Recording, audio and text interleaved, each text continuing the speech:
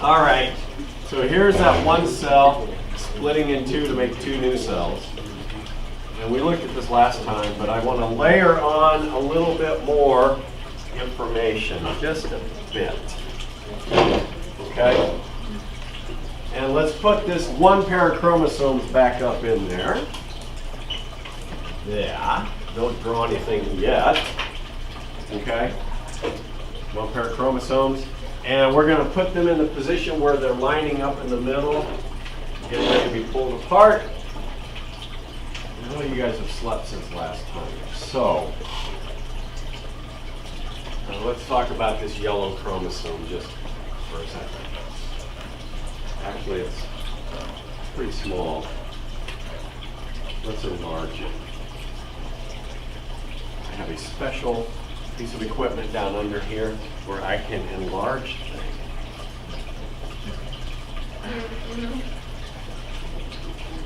Yeah, but it's hard work. Yeah. Magic. Magic.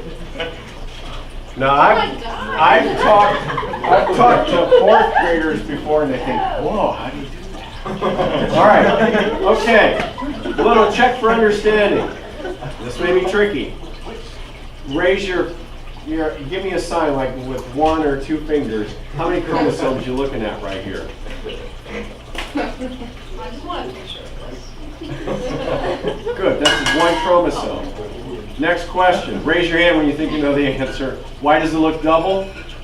Raise your hand if you think you know the answer. Why does it look double? Excellent, because it is. All right? It replicated itself back during the S phase of interphase, right? Okay, now I don't know by looking at this if this is the original chromosome and this is the duplicate or vice versa. Really can't tell. But as long as the two of them are still joined together, they're referred to, the whole thing's referred to as a chromosome. Now once they pull apart during anaphase of mitosis, remember anaphase? Once they pull apart like this,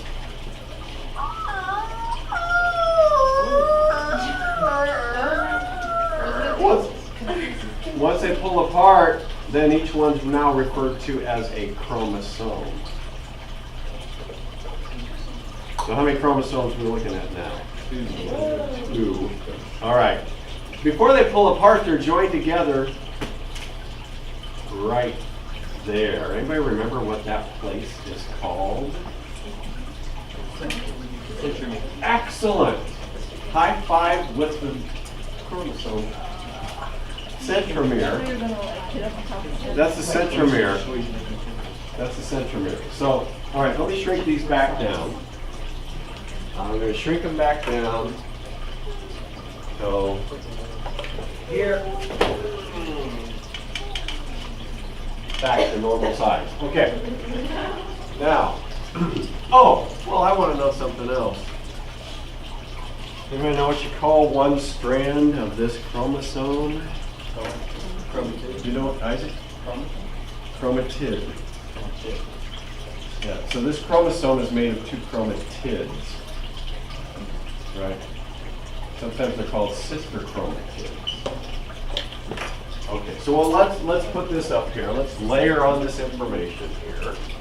Okay, so we've got, we'll do it like this. Chromatids. Chromatids. Oh, what's the magnet called where they're joined together? Centromere. Centromere. Okay. I'll buy that. Centromere. Now, I want us to look at the choreography that those chromosomes do when they're doing mitosis. Wait a minute. Raise your hand if you're in choir. You've got a bunch. You guys have to learn choreography, don't you? It's like, you know, like this, right? Hang up your stocking. Like that, right? Let me guess. I'll bet this year you're going to do that song, right? Every year. Tradition. Okay. Well, they do choreography too. Now, actually, the chromosomes can't move around by themselves. They are pulled apart by special equipment in the cell. So out here, we've got a couple little organelles there, and they're over here. Anybody know what those are called? Not quite yet. Getting there. No, centrioles. Does that ring a bell? No. Did you guys have this stuff in biology? Yeah. Yes. I was a baby. Yeah, you had it. You should have had it. Right? Biology 3 years ago. Are we supposed to write it? Yeah, at the bottom of page 4, where we're doing this diagram again, we're layering on a little bit more information. So go ahead and make your diagram again, and this time let's add this stuff on. Yeah, these little organelles are called centrioles. That's what those are called, centrioles. And they produce these little threads of protein, made of microfilaments, but little threads of protein. We could call those spindle fibers. Now, check this out. Centrioles produce these spindle fibers, and look at this. They attach to the centromere like that. See that? Same thing over here. So there's your spindle fibers. Together they make up the whole thing's called the spindle apparatus. It's like a little system of ropes and pulleys that work together to pull those chromosomes apart. Chromosomes can't move apart by themselves. They have to be pulled apart by all these pieces of equipment in here. Now, on the surface, it kind of looks like this. It kind of looks like these centrioles over here are reeling in the spindle fibers, okay? Just like, okay, and then these centrioles over here on the other side, it kind of looks like they're reeling in the spindle fibers. And you know what that's going to do? It's going to pull those chromatids apart. Right. And let me show you with some high-tech animation up here what that looks like. Ready? Okay. Watch. We'll add the sound effects too.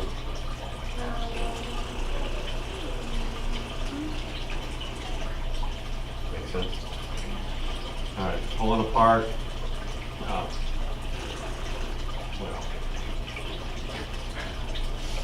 Something like that. You get the idea. Spindle fibers get shorter and shorter, and they're pulling those chromatids apart like that. Okay? That's kind of how it works.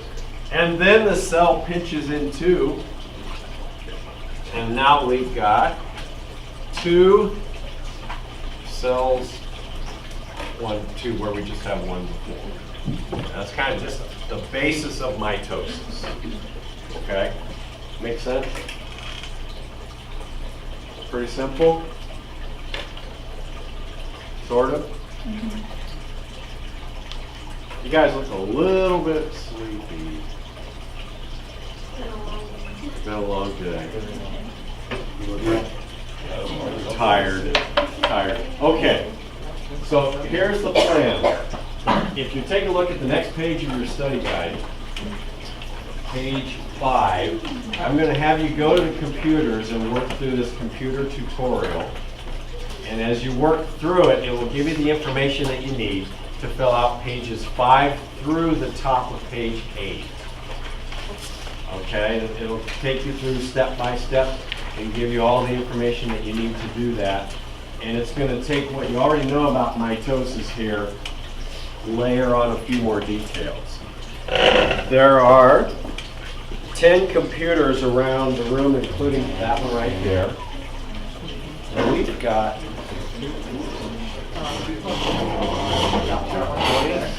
22 people. This will work. do you share? 2, 4, 6, 8, 10, 12, 14, 16, 18, 20. We can put 3 people up here. And one of those computers back there, we could put 3 people there, and I can get a splitter for you to put 3 sets of headphones on one of those computers back there. Okay, you'll have to use the headphones. The tutorial's not on the surface for a couple reasons. I developed it on a Mac, and it will only run on a Mac.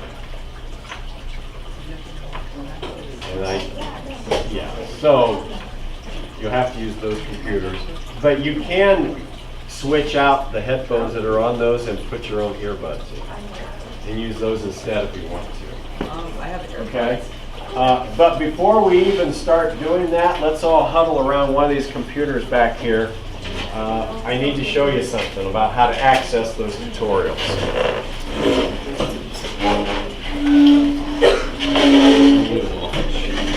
Turn this off. It is on. Okay. My first question is, does anybody have any questions about any of the questions that you just did, pages 5 through? Are there any of those you're not sure about? You got them all right? They were easy? That should have been review. Was that review? From biology? Honors bio or bio. Honors bio or bio. That was review? Okay. No questions about pages 5 through 8? All right, then I have a question for you. Take a look at bottom of page 8. I have a question. And my question is, let's see, we'll put it up on the screen here. Okay, raise your hand if you have ever woken up in a start in the middle of the night, wondering, when a tadpole goes through metamorphosis, where does the tail go? You wonder about that? Francis, you ever wonder about that? Not that. Okay, anybody know where the tail goes? Anybody? Where's the tail go? No, good question. You're good guess. It doesn't fall off. Doesn't it like retract into the body? Yeah, it does, sort of. Doesn't it morph into the other thing? No, that's a good guess. Yeah. That is apoptosis. The cells that make up the cell, the tail, the cells that make up the tail undergo apoptosis. Yeah. Now, some people say apoptosis. Some people say apoptosis. They're both right. You know, it's like tomato and tomato. They're both okay. So what is apoptosis? Okay, write this down. Apoptosis, programmed cell death. That's what it is. Programmed cell death. Now, so that means the cells that make up the tail of the tadpole, they're instructed to die. They're instructed to undergo programmed cell death. If mitosis is birth of new cells, apoptosis is the opposite. It's organized, programmed cell death. It's not messy like when cells die by injury or accident. That's messy. If cells die because they're injured for some reason, that tends to be pretty messy. Apoptosis is neat and clean and over with. Let's see if I can think of a comparison. Okay. Let's imagine this room is like a cell. Okay? And this cell, it's time for this cell to die. We could illustrate that. We could illustrate that by somebody tossing a hand grenade into this room and the room is destroyed. Okay? Well, all right then. That would be, okay, that would be messy. Okay? The room would be destroyed, the room would be dead, but that would be messy. That's kind of like a cell dying by a disease or accident, okay? Apoptosis, on the other hand, would be where a crew comes in with boxes and stuff, and they slowly dismantle everything in here, and they put everything in boxes or trash bags, and they neatly, in an organized way, carry them out of the room, leaving nothing but bare walls and bare floor. That would be sort of like apoptosis. It's organized, it's programmed cell death.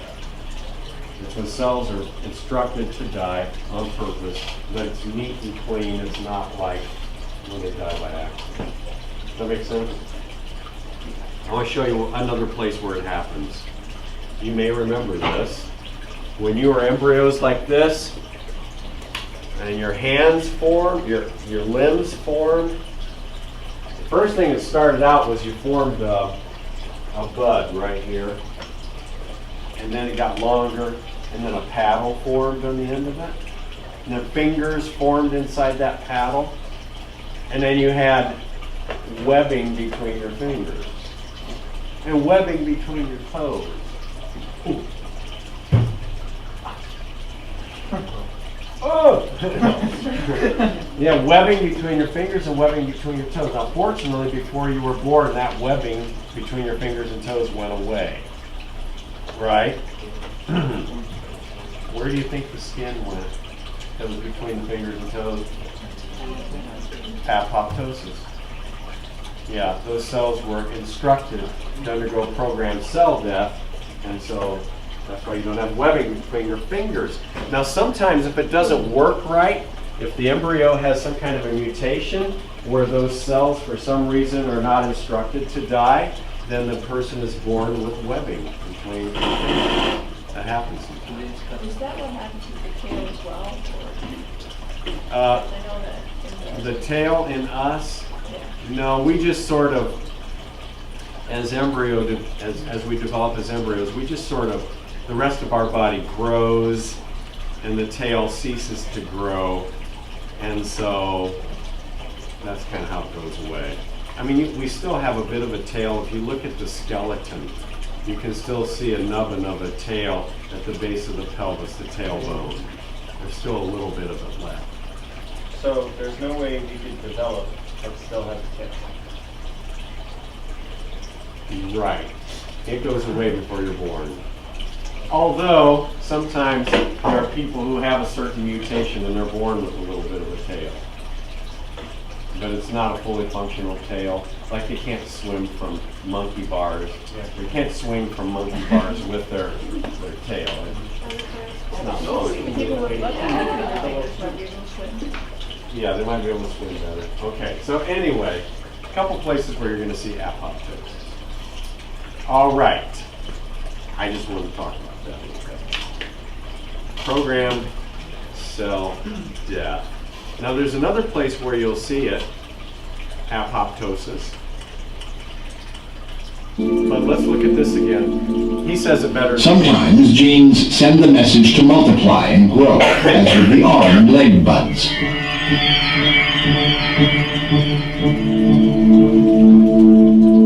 Sometimes the message is to die, as it is a few days later to the cells between the fingers.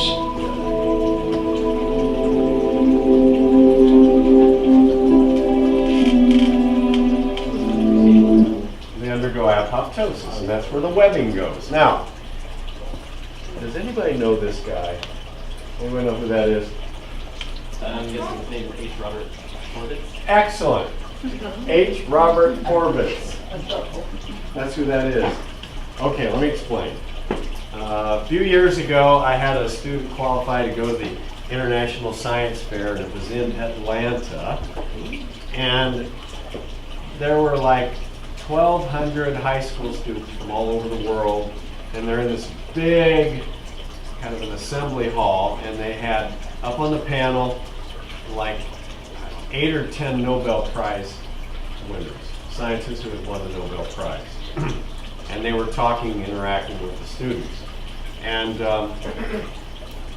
they let the students kind of fill in the front, and those of us who were we lowly teachers, we were like in the back. But they had like a jumbotron thing up there, screen, so we could see. So I took that picture off of the screen because he made a very important discovery, and actually then in 2002 he was awarded the Nobel Prize. His lab discovered apoptosis. So I'm not making this up, okay? There is such a thing as apoptosis, and it was his lab who discovered it. So he's the guy. So if anybody this weekend, stranger, whatever, walks up to you and says, tell me what you know about Robert Horowitz, then you can tell them, right? Okay, yeah. He discovered apoptosis.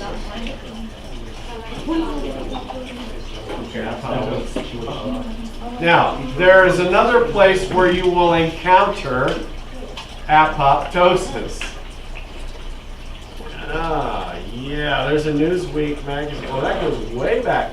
1996 they're talking about this, way back then. See that Newsweek magazine? Newsweek, the cancer killer. It's called the p53 gene. Anybody ever heard of it?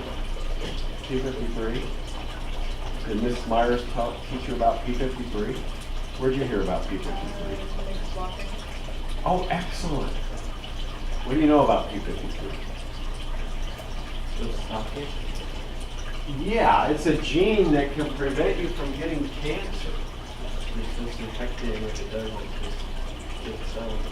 Right. or it becomes cancerous. If the gene doesn't work right, then the cell can become cancerous. Okay.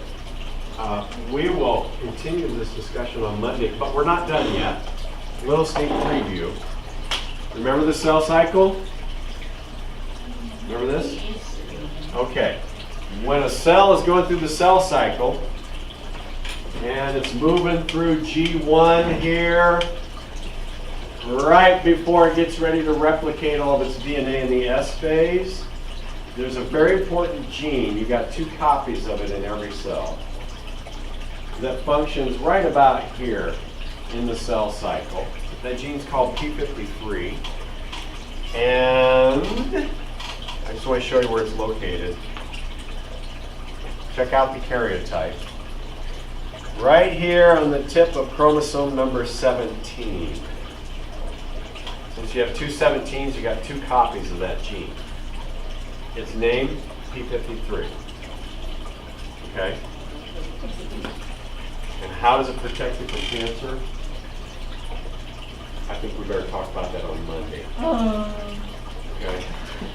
We better wait till Monday. I guess I'll die. p53. I'll give you a little sneak preview. It's in a class of genes called tumor suppressor genes. But it's a real important one. We'll talk about that Monday.